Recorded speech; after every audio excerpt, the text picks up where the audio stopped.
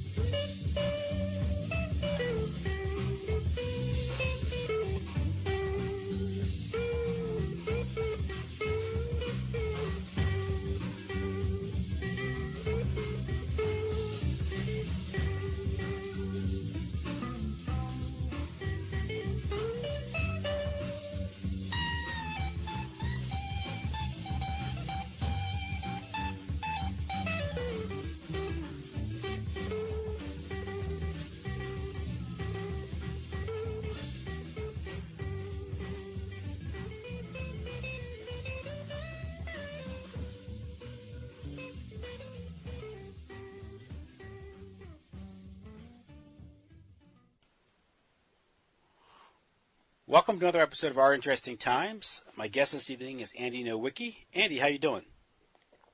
Very good, Tim. Good to be back with you again. Well, thanks for coming back. I wanted to talk to you tonight about an article that you penned. Well, I think you actually wrote it a couple of years ago, but you reposted it on the anniversary of the Dresden firebombing. And yes. In that article, you touch on not just the bombing, but also a lot of the controversy regarding the war and revisionism and the sides people take and the justifications they make for their respective sides in waging total war and terror bombing and mass civilian deaths.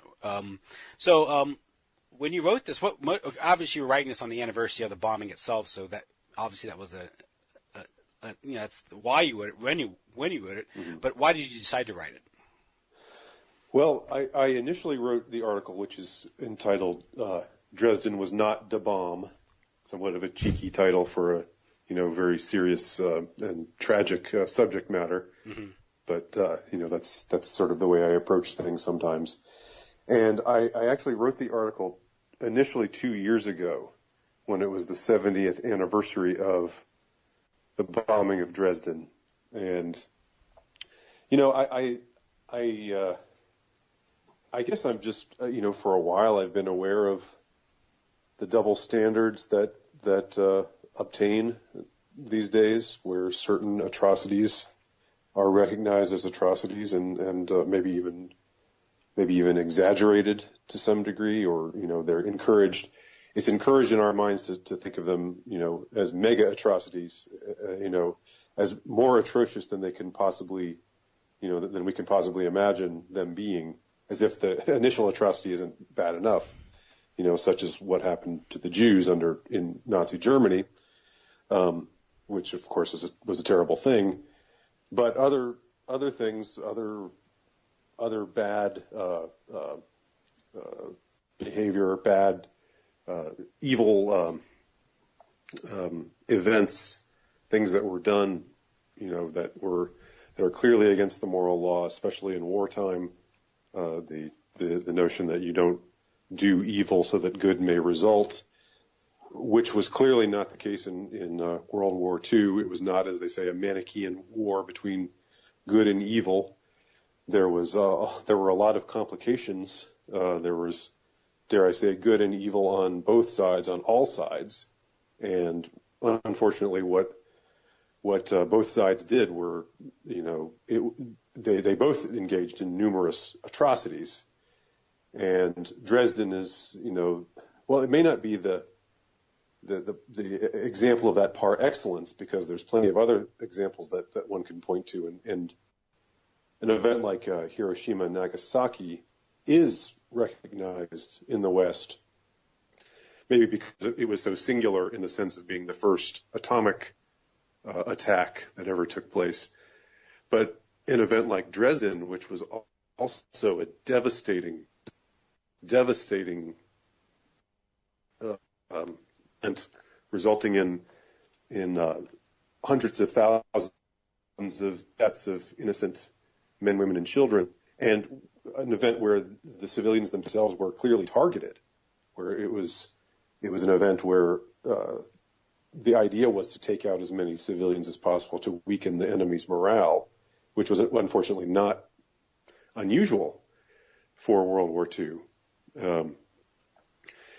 But Dresden, you barely hear about, especially in America. Now, I can say when I visited England a few times, for some reason, they do seem more sensitive to it, more aware of it. You mentioned Dresden to them, and they know what it is. And I don't know if that's because, associating it more with the RAF and Bomber Harris, as they call him, and everything. Although, of course, Americans are culpable in these kinds of atrocities as well. So maybe that's part of the reason why Americans just don't know about it, don't hear about it as much. But I do think, generally speaking, in the Western world, we're supposed to think World War II was an event in which good ultimately triumphed over evil, and recognizing an event like Dresden as the evil that it is really complicates things. And so I felt when I first wrote this article, it was the 70th anniversary of Dresden, the bombing of Dresden, which took place in 1945 and right near the end of the war. And I wanted to address it. I wanted to talk about it, and I wanted to, discuss it in a revisionist sense, in the sense that it's not something you ever hear about on the History Channel or, similar outlets. It's not something you ever hear people talk about. There's never a Dresden Awareness Day or whatever, what have you. There's no monument to Dresden anywhere in Washington, D.C. And so I wanted to call attention to it, but I also didn't want to go the other way and just, like I think some do on the alt-right, and just say that the Germans were blameless, and that I reject the somehow the effort to say it's sometimes cheekily said Hitler did nothing wrong, but there's a substance of meaning behind it that's argued by some alt-righters, in spite of the trollish sound of it, the hashtag-ish sound of it. And I really reject that thesis as well. And as I talk about in the article, again, Dresden was not the bomb.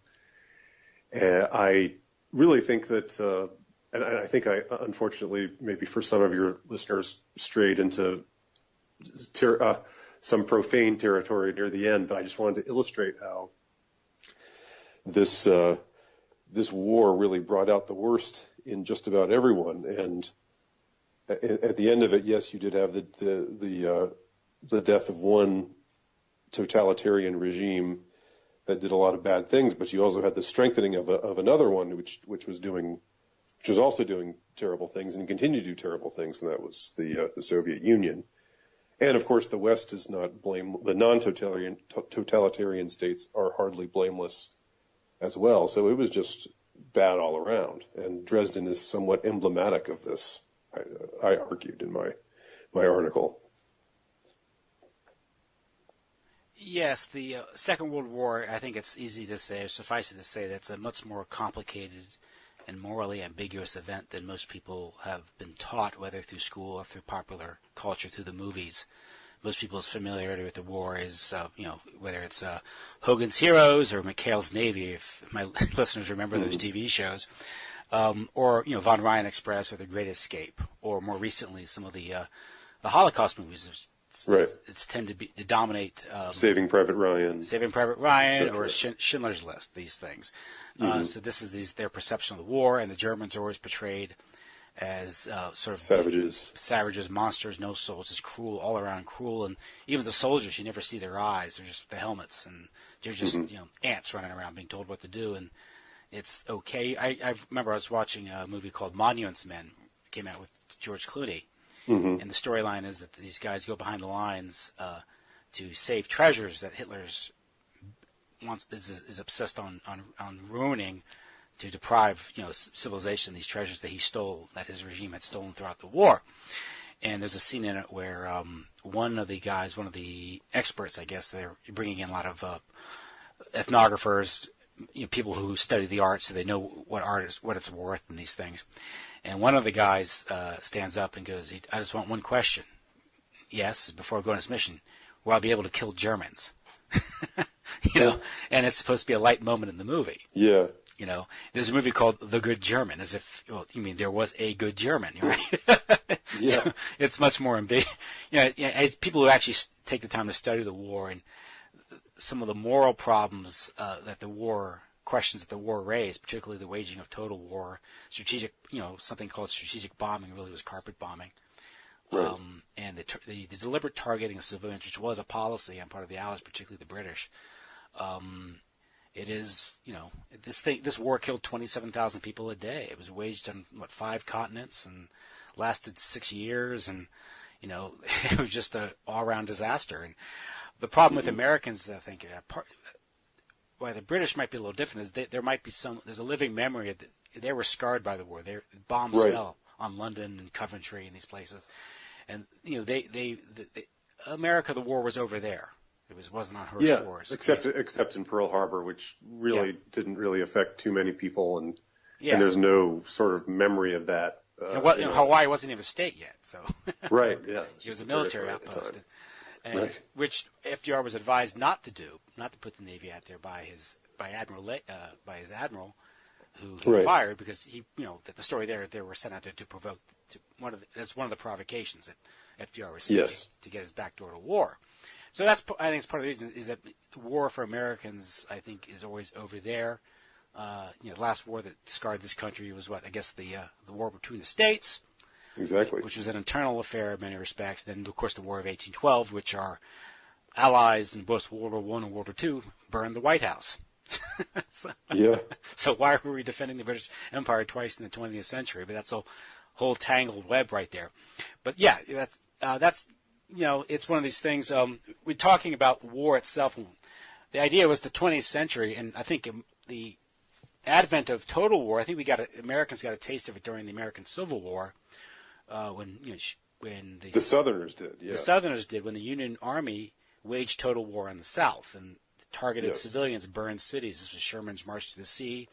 He declared he was going to make Georgia howl. And the Shenandoah campaign with General Thomas, and So so that was the beginning of it. But of course, you had World War I, which by World War II standards was rather limited because cities generally weren't bombed. Although the Germans had the big Bertha gun, they could shell Paris and things like that. But it wasn't a strategic part of the war. World War II changed because of the development of of aviation and its application, its military applications, and of course the bombing. That was the big thing, the bombers. But prior to that, I mean, if you think about it, since I guess the 30 Years' War, there was this notion of limited war or civilized war. There were rules, and that attitude reigned. I guess that's part of the democratic era, because part of total war is part of our democratic age. Because prior to the rise of democracy in the West, wars were considered a royal affair, and they were private wars. Right, and I've even heard. I have a hard time believing this, but I've heard that there would be times where families would go out and have a picnic and watch battles happen on a field close by, and that happened binoculars and such. That happened at the first Battle of Manassas, Civil War, and of course they were shocked. Surreal, but they were shocked because the Confederates routed the Yankees. Yeah. And they're hightailed it back to D.C. because if you're familiar, I live near Manassas Battlefield, and I go over there, and they could picnic it, and it was considered let's like a volley or something you could watch, like a tennis match. Yeah. So weird. That quickly changed in Civil War America. Right. Well, I live in Georgia. I grew up in Atlanta. I live in Savannah now. And so there you go. Savannah is the only city that was really spared. It's the only one where there's buildings that date back from before 1865, really, in Georgia. All throughout the South, you had Sherman smokestacks, right? Exactly. And Atlanta was burned to the ground and had to rise again from the ashes, as it were. I read an account as late as the Franco-Prussian War, when the Germans, the breakthrough at Sedan, and they defeated the French. The Germans, as they advanced, the officers stayed at hotels in Paris, and not in Paris, but in France, on their approach, and they paid the hotels in gold coin. Huh? They felt obligated to pay for the hotel rooms as they invaded the country. It's a whole different era, right? I guess there's always something a little surreal about those kinds of war and those kinds of events. But so I think another thing I wanted to draw attention to in my article was it made for the illustration that accompanied the article actually got it kicked off of Facebook because it featured nudity, but the nudity is of a certain contextual nature that lends it a measure of irony, and that is a couple of years ago. Like you haven't really heard much about this. I don't know if Soros has turned off this spigot, but back in 2015, so it's funny to say back in 2015 when it's 2017. But remember the Femin used to be everywhere, these women who would go around shirtless and and like they would run up and cause all this chaos. And they were sort of like the Antifa, but they didn't really engage in violence so much as just be I don't know. I'm not even sure what they were supposed to be, but just be obnoxious. Just sort of moral iconoclasm or something. Just to shock everyone's senses. That's true. Yeah. And the picture that accompanies my article is of a couple of masked women, bare-breasted, and they're standing in. I guess it's somewhere in downtown Dresden today, and they're on their stomachs is written "Thank you, Bomber Harris." And so these are German women, I suppose, or I guess we don't really know where they're from, but they're standing in the middle of Dresden, where this terrible atrocity happened, and making light of it, and it just sort of gives some context to where things are today, where we find I mean, it's obviously meant to shock and provoke and upset people, but turn it around, you wouldn't find I don't imagine you'd find similar groups going through Auschwitz with their saying thank you Himmler or something like that. yeah It just wouldn't happen, or if it did happen, it would be you'd hear about it everywhere, and it'd be the most terrible thing that that could ever conceivably be done. But that comparison itself, people would find they'd bother by that comparison, because the much of the I think utility of the Holocaust narrative is to obscure the Allied crimes, to somehow justify them. Right? Yes, that's in many people's minds. It's because the Germans did that, this is justified. Yes. Yeah. Yes. And it also shows how let's assume they are German because it's a German city, although we can't make those assumptions now in European cities anymore. Right. They look German. I saw the picture. Yeah. They look all very modern German. The idea of the psychological warfare that has been waged against the German people and European civilization in general, this is the pathological guilt, the self-hatred, which is part of the psychological warfare of that, what Germany was subjected to after the war. The idea that there's something evil about being German in and of itself. Yes. And that's what you're seeing there. Thank you for incinerating our people, our people, our grandparents, whatever. We were just that bad. And the whole point of your article is that, guess what? In that war, there were angels and devils on both sides, and it was a horrible thing. And it's a war. There's a book called World War II. It's a war that had many fathers, and it really did. Yeah. It's not just one thing. But I'm sorry, you were on a train of thought. Go ahead.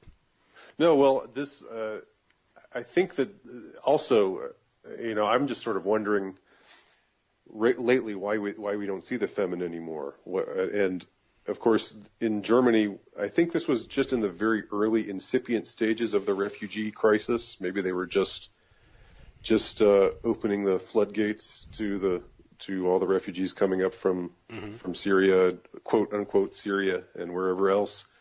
And since then, of course, it's become a full blown crisis in many places all over Europe, but especially Germany.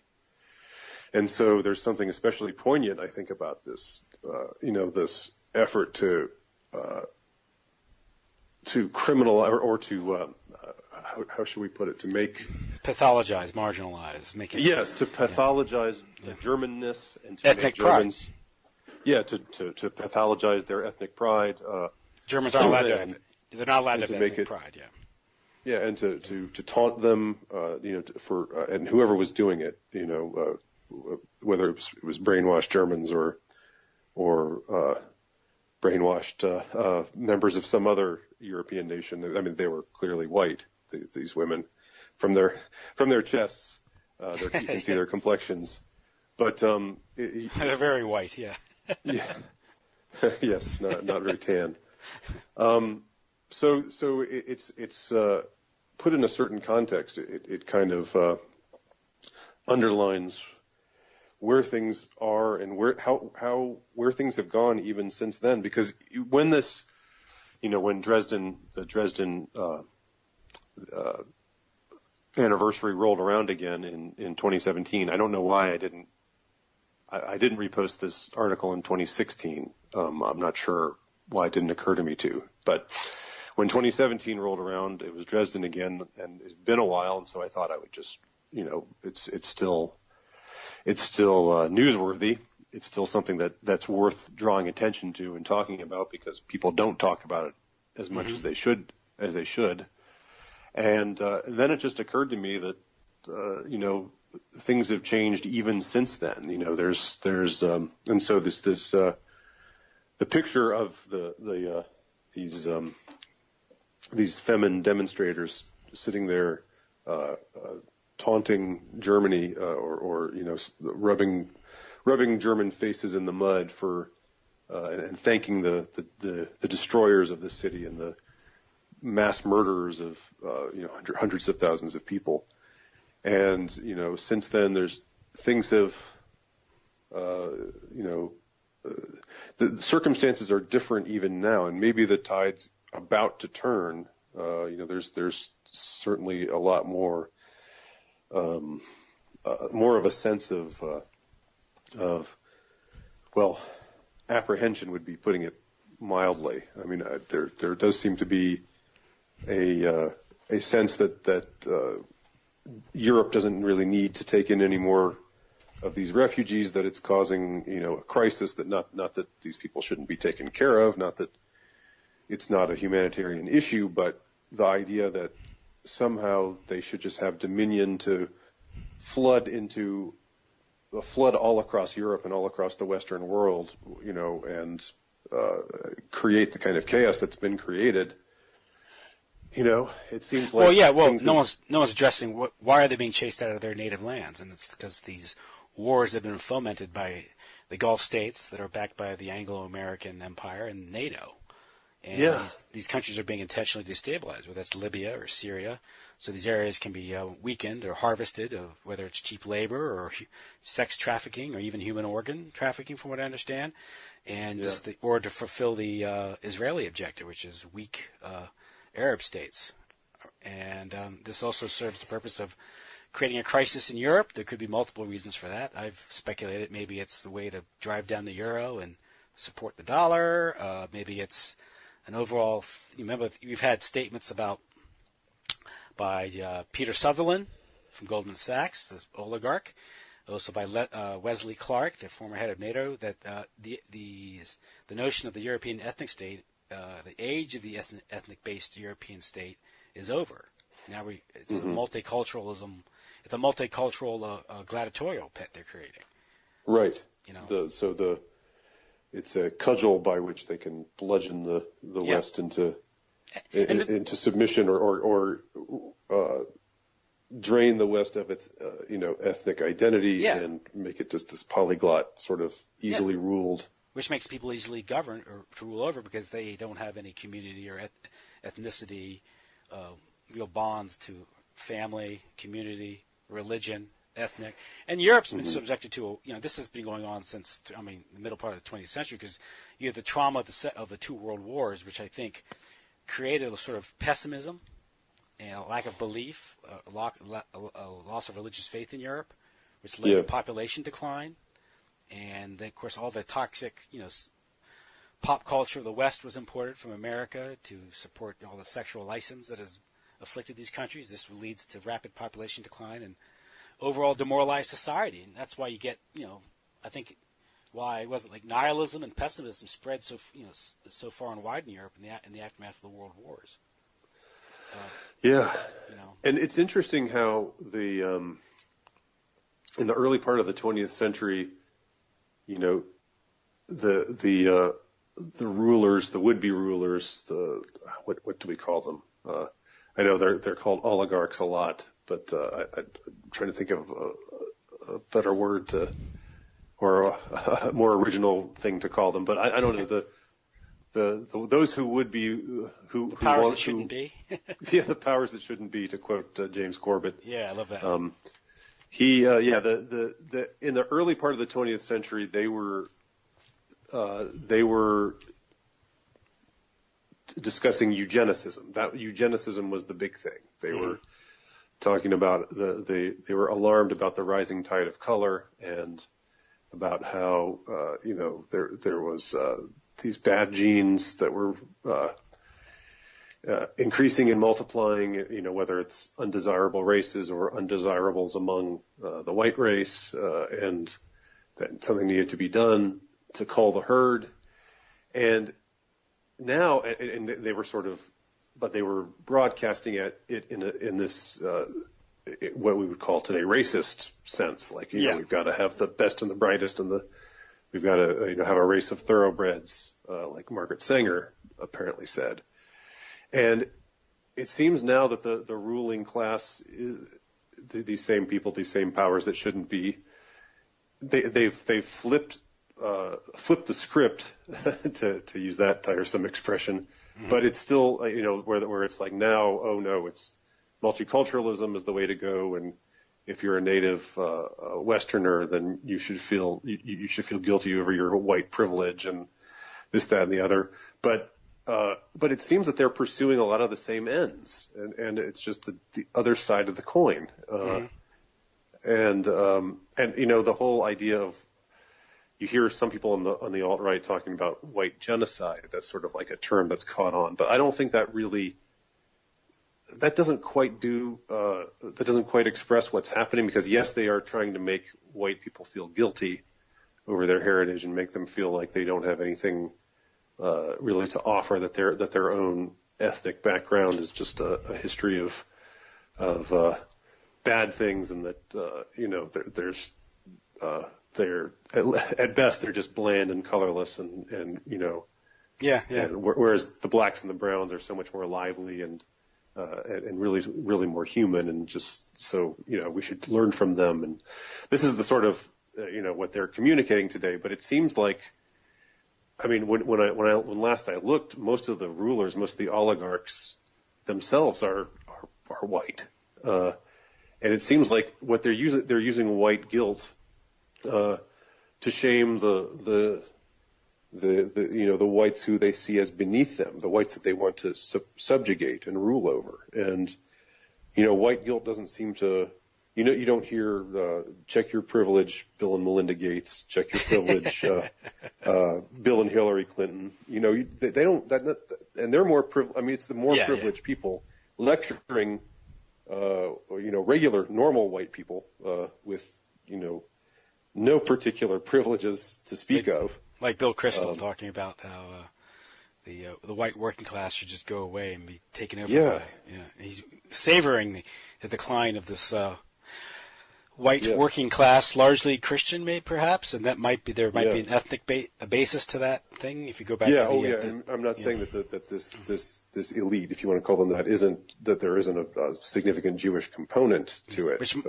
This might explain part of the twist, the sort of dysgenic approach, divide and conquer, diversity stuff, because diversity is our strength is a motto that was created by the Anti-Defamation League. And what they meant by that was diversity is our strength, meaning that if you weaken the host of society, you break, homogeneous societies are high trust societies, but they're kind of the outsider. And Kevin McDonald's written about this. Sure. This is a survival mechanism, and it can make sense to a certain extent. You can actually justify it to a certain extent, but when it becomes malicious and it becomes as weaponized as it indeed is becoming, I'm sorry, you got to fight back a little bit. Now, one thing is the notion of white itself. White itself is a construct. There is no white ethnicity. There's Irish, there's German, there's Polish, there's even, there was a time when Irish and Italians weren't considered white, at least not by the WASP majority, but they became white, right? There's a time when it was just sort of Anglo, white was synonymous with being Anglo. That was it, yeah. And but this happened, I think I've talked to you about this, a number of interviews with you, Michael Jones, talking about the breakup of the urban Catholic neighborhoods, the diaspora into suburbia, the creation of suburbia through all types of social engineering schemes, the interstate highway system. You had the 30-year mortgage created by the government to encourage suburbia, these homes. And, of course, once you broke up the ethnic neighborhoods, they lost their ethnic identity, their religious identity. They became the bland white middle class that could be they were deracinated, had no cultural ethnic roots anymore, and they could be turned into this sort of this mindless consumer, debt enslaved consumer. And that's what we have today all across America. So when people look to defend, a lot of the alt-right looks at white genocide, we need to defend white culture. Well, there's no real white culture to defend. That itself is a construct, and that's why it's difficult to articulate or to defend, because there's a sound basis for defending, Scottish culture, or Irish culture, or German culture, or Polish culture, and you have a right to, there's nothing wrong with defending your ethnic culture, and there's nothing wrong with ethnic differences. In fact, we enjoy ethnic differences. We like Chinese food, we like Italian food. Sure. Some people like German food, right? Or even English food. Well, we like German engineering, right? Or German classical music. So, so all around we benefit by the interaction of these different ethnic groups, but not the melding of these ethnic groups. Yeah. And what do you get when you melt it down, and what do you get? You get like this horrible mash of food, something, you don't want to mix everything together because it doesn't match. Beige culture, beige power. Or monocultures. And if you look at it from a business modeling standpoint, from a marketing standpoint, a monoculture is much more easy to market to. This is why, you walk into a town in Germany and you run into a Starbucks coffee and a Walmart or something. Yeah. And the same thing you run into if you're in Seattle or Baltimore or Dallas, That's what you're getting now. And that's all part of this, I think, overall corporatist plan to make everything the same. And but bringing it back to the World War II, and World War II is a big part of this. I've had a number of discussions with Jay Dyer about when he did the Tragedy and Hope analysis. And part of the war itself was a part of a phase to move from a multipolar to a bipolar to a unipolar world. And that's what we call the New World Order. And the war itself was part of that phase. You needed the wars to create to break up multipolarism, to smash Germany, and to rope in Russia, And the irony is that both Germany and Russia, what occurred there in the middle part of the 20th century, was part of an Anglo plan to meet this overall objective. But getting back to the war itself, I mean, we're talking about the conversation started off talking about the firebombing of Dresden, and of course the strategy of terror bombing by the Allies against Germany. There's a great description of course, the thought process that led to that policy in Paul Johnson's book, Modern Times. Mm-hmm. And he explains it well here. He gets into the overall policy of terror bombing by the Allies and also Dresden itself. And he says here, the devastating combination of high technology and unrivaled productive capacity took its most palpable and significant form in offensive air power. There were two reasons for this. First, the British persuaded the Americans it was the best way to make the maximum use of their vast economic resources while suffering the minimum manpower losses. Second, the bombing offensive appealed strongly to the moralistic impulse of both nations, what the British atomic scientist P.S.M. Blackett called the Jupiter complex. And that's important because that Jupiter complex still exists today. With drones. The notion of allies as righteous gods raining retributive thunderbolts on their wicked enemies. We see here the corrosive process of moral relativism at work. Churchill was well aware of the moral decay war brings, was appalled by it. Well, maybe not so much. He loves Churchill. He had initiated the mass bombing strategy on 2nd July 1940 because he was overwhelmed by the prospect of Nazi occupation, the ultimate moral catastrophe, and saw bombing as the only offensive weapon then available to the British. This was the old utilitarian theory of morals. It's Jeremy Bentham, right? As opposed to the natural law, which ruled the direct destruction of war-waging capacity was the only legitimate manner of conducting combat. But all forms of moral relativism have an innate tendency to generate moral collapse, since they eliminate any fixed anchorage and launch a ship of state on an ocean where there are no bearings at all. So that was a good description of why that policy was undertaken. But the operation against Dresden was called Operation Thunderclap, and this is how it's described. The attack was carried out in two waves, with a third by the United States Air Force, because that's U.S. Air Corps, I think, at that time, in accordance with the Bomber Command's tactic of the double blow. The second falling when relief forces had concentrated on the city. Over 650,000 incendiaries were dropped. The firestorm engulfing 8 square miles, totally destroying 420 acres and killing 135,000 men, women, and children. As it was the night of Shrove Tuesday, that's like Fat Tuesday here, many of the children were still in carnival costumes. I mean, this is the beginning of Lent. Back then, Germans were still, many of them were still Catholics and Christians. For the first time in the war, a target had been hit so hard that not enough able-bodied survivors were left to bury the dead. Troops were moved in and collected huge piles of corpses. The center around the Altmark was cordoned off. Steel grills 25 feet across were set up, fueled with wood and straw, and batches of 500 corpses were piled up on each and burned. The funeral pyres were still flaming a fortnight after the raid. Goebbels claimed it was the work of lunatics. So I thought that was a good description of what we're talking about here. Yes, from somebody. Okay, we're back. So go ahead. So yeah, that is a good description from somebody who is obviously on the side of the British and who has a British bias, but also feels the need to tell the truth about certain things, which is always nice and always refreshing. And yeah, you can't wage that kind of war without dehumanizing the enemy. And I guess to some extent that's just to be expected in war. There's two sides to every conflict, but the propaganda effort is to try to enhance your own side's sense of righteousness and draw attention to the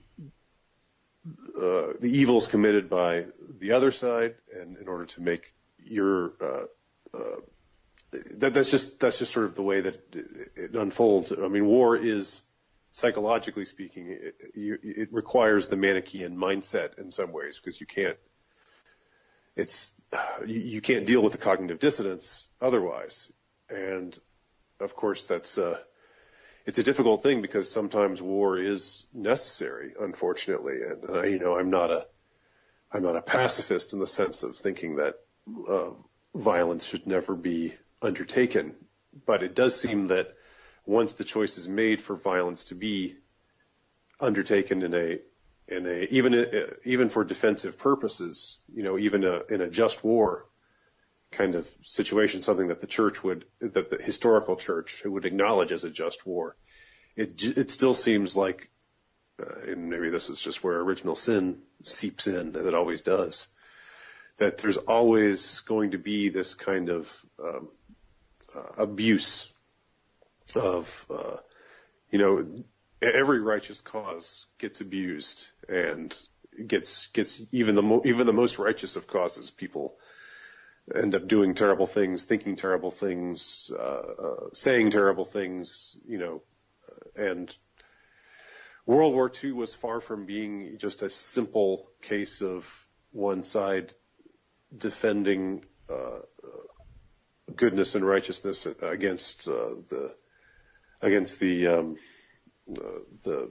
tyranny and evil and wickedness and inhumanity of the other side, as we were saying, a little while ago. So I guess there's just something about the whole aura of war, and that encourages this kind of moral fog.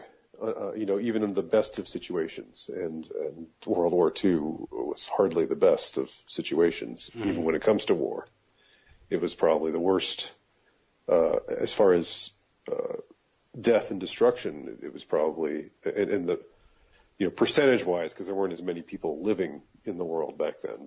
But I would think that if you just tally up all of the deaths, both civilian and military, that it was probably a greater percentage of the human race than had ever died in any conflict prior. And there's going to be some mischief, and there's going to be, the evil finds its way in to all sides, one way or the other. So I guess what I'm saying is, it's one of those things where it's part of the tragedy of it. It's part of the tragedy of humanity that even evil can come out of the best of causes and the best of mindsets and the most righteous of perspectives. Evil still finds its way in. Well, we'd look at World War II and the destruction that it created, that occurred during the war, and we look at it sort of as being inevitable, and the atrocities being inevitable. But the atrocities themselves were a function of the war itself. And neither of the combatant countries on both sides would have been able to do what they did if not for the war, the cover of war, and the moral decline that occurs in war, what Paul Johnson talked about, this moral declination that occurs when you start down that path. This applies to both sides. It applies to the Third Reich. It also applies to the Allies. There would not have been the mass, rounding up of Jews and putting them into concentration camps and exploitation of slave labor if not for the war. And yet you have to go back to who started the war. A lot of people look back at the Germany's invasion of Poland in 1939. But, of course, if you look at the true history of that, is what Germany was dealing with. Germany was trying to revise the Versailles Treaty, and the Danzig crisis was going on in Poland. And Poland itself had been a very acquisitive power in the years leading up to the war. They took a big chunk out of Czechoslovakia. They were very militaristic. And they also had designs on Russian territory. Because remember, Polish independence was a new thing. Prior to that, Poland had been controlled by Germany and Russia for a better part of 300 years, whether the Prussian state or in Germany or by Russia. So this was a new thing. I think when war broke out in 1939, the Polish independence was less than 20 years old. So this was a reversion to the pre-World War I borders in many respects, but nevertheless, France and Britain decided to declare a war over a border dispute in Eastern Europe, and this was something they had no power to reverse anyway. People forget that France and Great Britain declared war on Germany. Germany's, technically speaking, Germany's offense in the West was not aggression. by all, because they had already, France and Britain had declared war on Germany. Even Germany's assault on Norway, which they merely beat Great Britain to the punch. Britain was trying to invade first. So they're all doing that. That's what happens, and that's it's nothing really new, nothing unique. You can criticize, but it doesn't distinguish Germany from other countries, other great powers, all of which had huge empires engaged in some form of aggression or another to acquire their empires. Britain didn't acquire its global empire by consent, and right. We hear about obviously the horrible death toll in the labor camps, and of course there's a lot of dispute about what was really going on there, because there's a lot of post-war propaganda for post-war reasons. But we hear very little about things like the Bengal famine in India that the British created by exporting all the food. And this was a forced famine that killed, over 2 million people. And that's as brutal as anything Stalin did in the Ukraine. Right. That's what it makes me think of the Ukraine. Yeah. So, but we don't hear about that, nor are there movies, nor are there monuments made about it. No. Aren't there many monuments? Isn't much recognition given to the Ukraine? And you ask yourselves, why were people in the Ukraine incentivized to sign up with the Ukrainian SS battalions? Because they were fighting the Russians, and there were many of the executioners in Ukraine were Jewish, Kaganovich, and these people. Same thing in the Baltic states. So there was a lot of payback going on here. That Americans, we have a very triumphal view of the war, and we don't care about the complexities that was going on there. But a lot of people, a lot of Russians decided to sign up with the Germans to fight Stalin. A lot of Ukrainians did. A lot of Lithuanians did. And they weren't Nazis. They were just caught in a vice grip, and they were making the best of a very bad situation. And it isn't to say that, and particularly the war in the East, when you had these, the Einsatz group and these police battalions going on, carrying out this anti-Kamazar order. What happens? This was very much like what's going on in Vietnam with the Phoenix program. And so before you condemn Germany and it's as being uniquely evil, this happens in every war. And it's horrible. It's a reason not to go to war, because these things always happen when you send young men into a foreign land armed, and this is going to happen. And because what happened even in Russia, what happened? Stalin would dress people up as German soldiers and commit atrocities. You can see that happening. And there was a case in the Donbass region. This was in the summer of '42. The Germans were driving south, I think, towards the Black Sea of Stalingrad, and they intercepted a train. This was forced. These were people being removed, ethnic Germans, and I think they were Georgians and Georgians. I think Georgians. They were being removed by Stalin to send to the Gulag or labor camps. His own countrymen. Yeah, and the Germans liberated the train. Because he was Georgian. The German soldiers liberated the train, and many people survived the war because of the Germans. So from their standpoint, the war is very different than maybe a Jew might remember the war, who was put into a labor camp. This is how complicated it is. Yes, sure. Now, this is kind of tangentially related to what you're talking about, but something I've wondered about lately is, it seems like if we're talking about propaganda or the arts, and sometimes the line is blurred between those two. It seems like in the last few years there has been a rash of movies that have been very, and this is culminated in the new Mel Gibson movie. The name of it escapes me right now. The one that was. I think it got some Academy Award nominations. About the medic? Yes, about the pacifist. Yeah, the medic. Conscientious objector, pacifist. Yes, exactly. Ridge or Hill? Yes, that's right. Something right. Ridge, right? Right. Like this movie, and there was another one a couple of years ago that directed by Angelina Jolie, Unbroken. Yes. And there was this new Scorsese movie. This wasn't set during the war, but Scorsese's my favorite director, and he directed this movie called Silence, which was based on an account of Jesuit the great the time in I guess it was the 17th century when the Japanese powers were persecuting Christians, just this intense and that's right,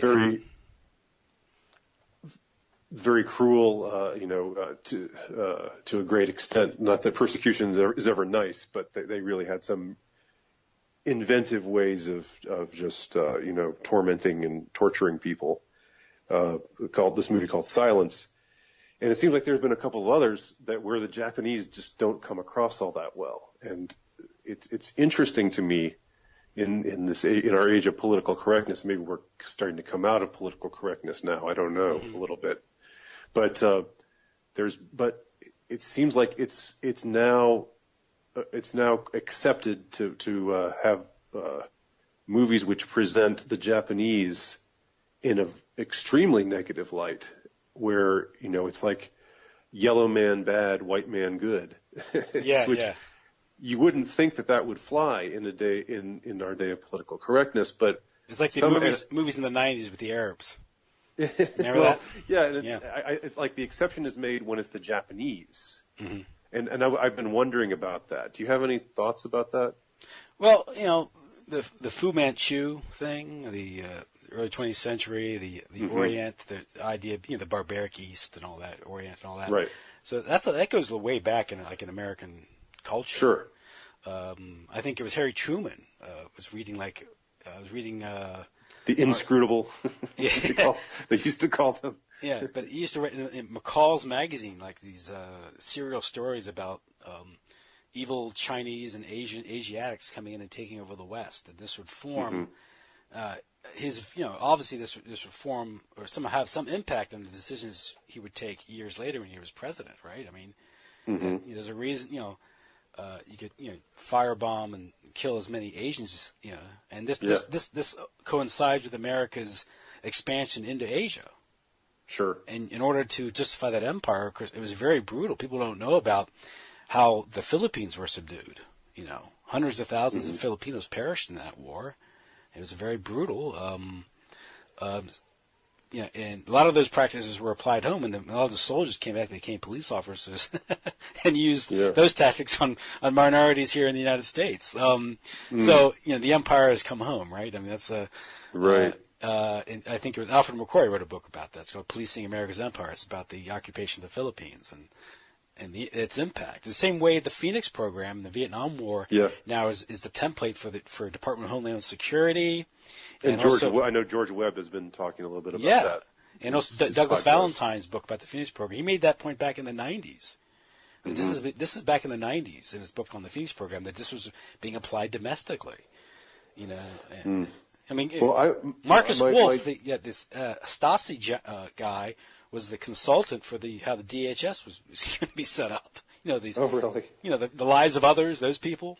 Oh, yeah, sure. So this is the same way in World War II when they brought over Gehlen and the Nazis to form the Soviet desk because that's how you have the Cold War. You want them because they're the ones who knew how to fight the Ruskies because they've been fighting for 4 years on the Eastern Front. So you got to incorporate them, and then they're going to have an effect. And all the Operation Paperclip, and all that stuff. Right?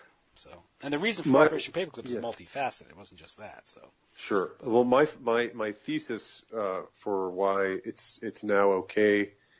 I mean, I think with all of what you're saying is true, and it probably has existed in a low level like kind of way, and hasn't been discouraged, or a high level kind of way. Even if it's even if we're living in a time where racism is considered the sin against the Holy Ghost. Yeah. If you're white, to be racist against others. But I think that now my thesis, my idea, and it's just sort of it's not really a hypothesis. It's not really. No, I think you're onto thesis. something. I'm wondering if it has to do with the opening up of China. If China's a bigger market now, and they make movies.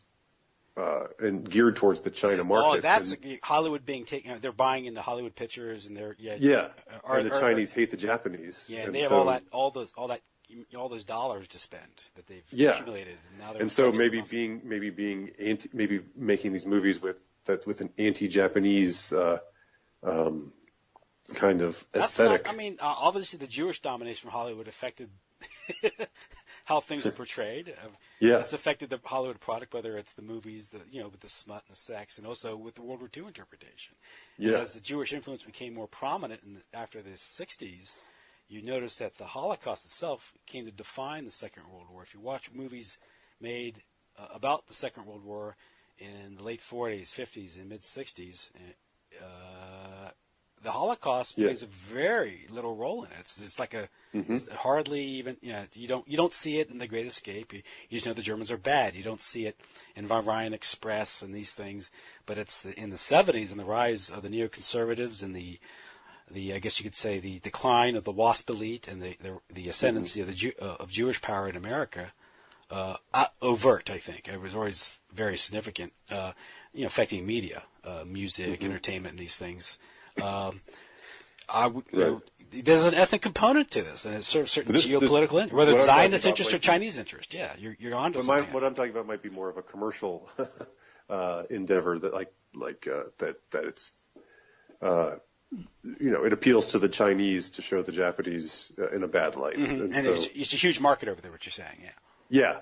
That's opening up more and more. I don't know. It's just an idea, just a thesis or a hypothesis, really, but. Well, you heard about what happened with the remake of Red Dawn, right? Yes, I'd forgotten about that. So that's they were going. It was how it turned out. They were going to make it. Were they originally? It was going to be a Chinese invasion, which is ridiculous, but it's somewhat more. Just looking at the size at least of China has a more significant. They got enough people to send over. They could get them over here, but North Korea and the United States. That's more like the mouse that roared, isn't it? I mean, yeah. Yeah, I'd forgotten about the Red Dawn remake. I actually saw it, and it really tickled me, the whole North Korea invasion of America. That's pretty wild. That it's that is fun. Yeah, that's a good point, though. You're right about how they flex their muscle. Yeah. Financially, whether it's some sort of geopolitical or cultural agenda, or just simply to cater to the burgeoning market over there for movies. Yeah, that's just my thought on the whole thing, because it is striking when you watch Heartbreak Ridge. I think that's what it's called, or Unbroken. You really have this aesthetic that might seem quote unquote racist to many people, because you've got these, strong, hardy, white guys doing their duty in hellish conditions, being menaced and, sadistically treated by these, filthy, infernal Japs. I mean, yeah.